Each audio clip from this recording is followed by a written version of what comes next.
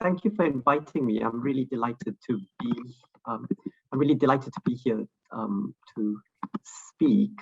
This sounds like it's going to be a really interesting day, and I'm really looking forward to taking part in it. Let me share my screen and make sure that everyone can see it. Great. So I've been asked to talk about herd immunity with regards to COVID. So what do we need in order to reach herd immunity?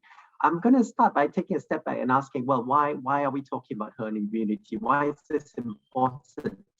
And the reason we're starting to talk about it is because COVID is now really a vaccine preventable disease. We are able to protect people from getting it. I mean, not with 100% efficacy, but with a high level of efficacy because of the vaccines that have been developed here and around the world.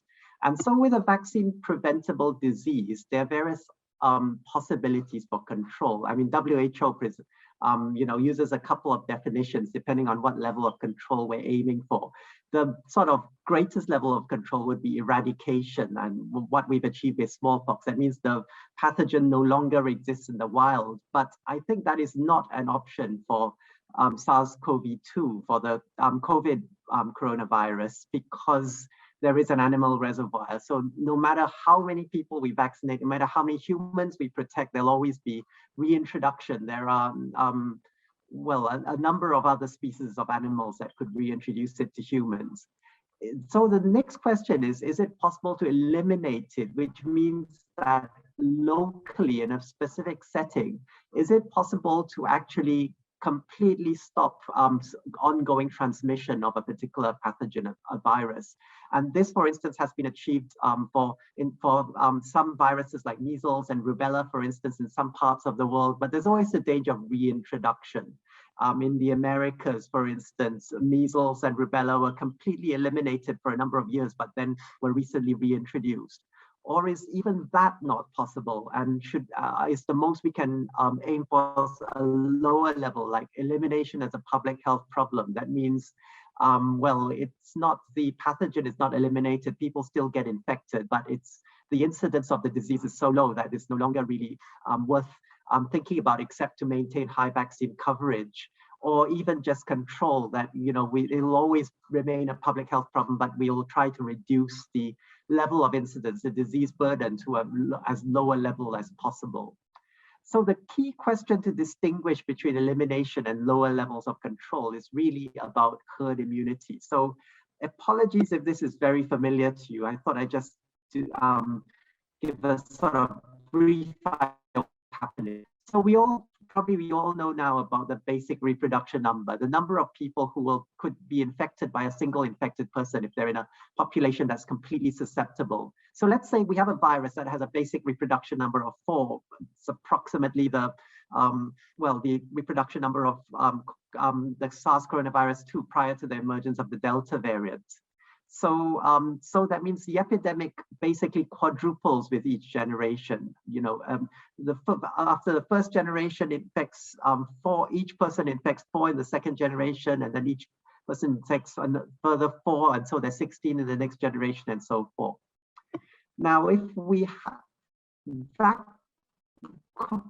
immunize 50% of this population, so 50% of people are completely protected from infection, then that number will then drop to 2. Only 2 people will be infected with each generation. So we say the net reproduction number is 2. It's 4 times 50%, so it drops to 2, right?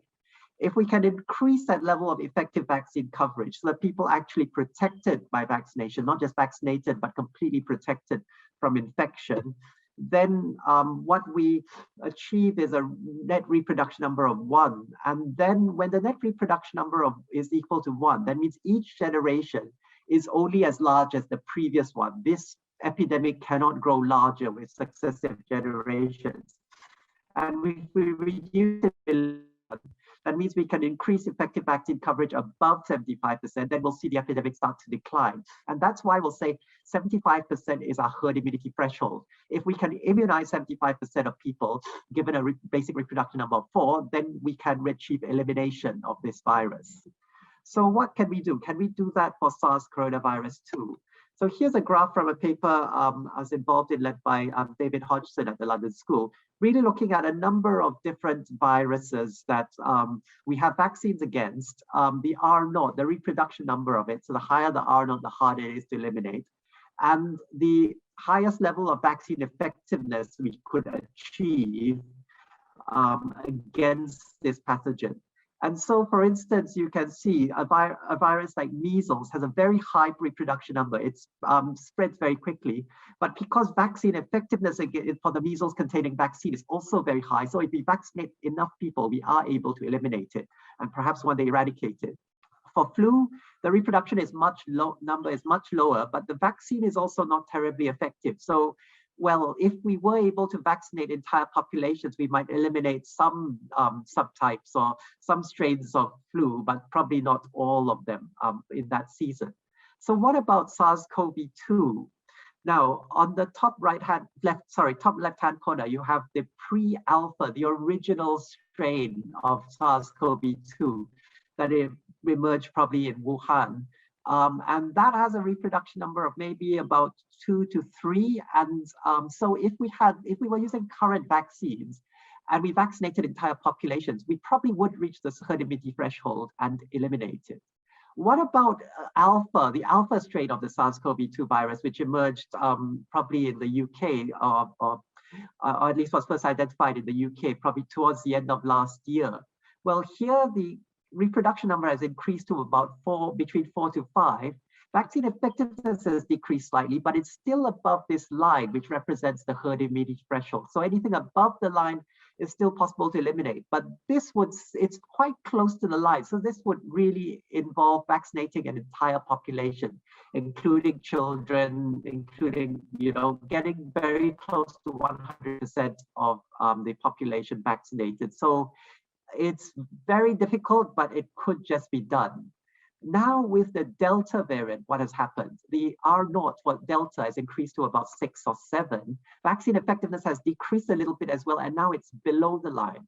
What's the implications of that? The implications are tremendous. That means even if we vaccinated the entire UK population with 100% coverage with the best vaccine we have now, we would not eliminate the Delta variant of SARS-CoV-2.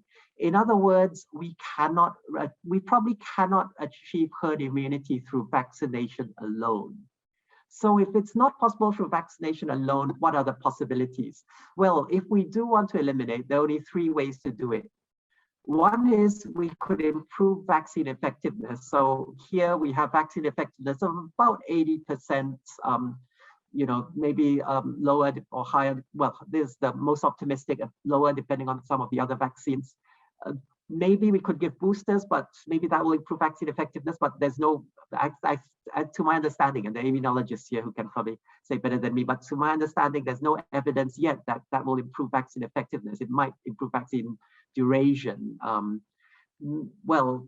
maybe there will be another generation of vaccines which will have even better vaccine effectiveness. I would say the current vaccines, the Oxford vaccine, the BioNTech Pfizer vaccine, Moderna vaccine, these are great vaccines, but apparently we need even higher vaccine effectiveness than this in order to achieve elimination. So what are the other possibilities? Well, the only possibility if we can't improve vaccine effectiveness is to reduce R, either through non-pharmaceutical interventions or through natural infection. But there's a difference which route we take.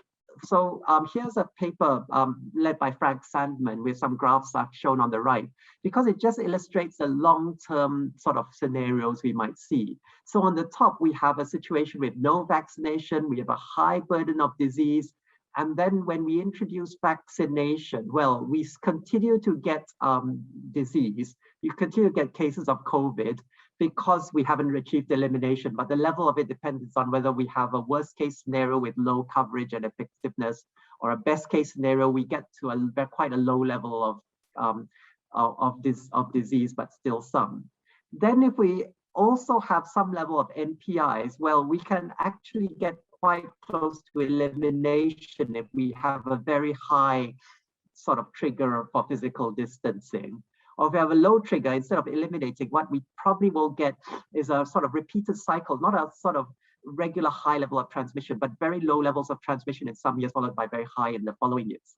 Now, the objection to that is, I mean, it's very unlikely, I mean, given the current sort of mood in society, that most societies will be able to or would agree to long-term sort of lockdown type physical distancing. Let's have a lockdown every time disease incidence exceeds a certain value. So if we do want to achieve elimination, what's the other possibility? Well, are there, you know, are there non-pharmaceutical measures that could be implemented in the long term?